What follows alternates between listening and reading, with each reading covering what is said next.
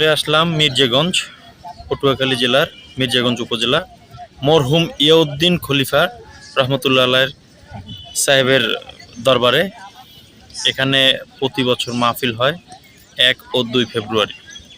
তো মাহফিলের জন্য আয়োজন করা হচ্ছে এবং এখানে আপনারা আসতে পারেন, দূর দূরান্ত থেকে লোকজন আসবে। মাহফিলের জন্য দাওয়াত রইল সকলের।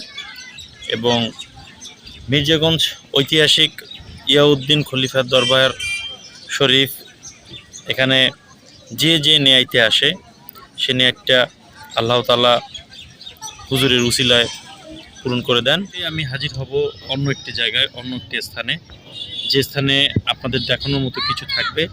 সেই প্রত্যাশায় ভালো থাকবেন। এআই টিভি অনলাইন এর পক্ষ থেকে আপনার জানাচ্ছি শুভেচ্ছা ও অভিনন্দন।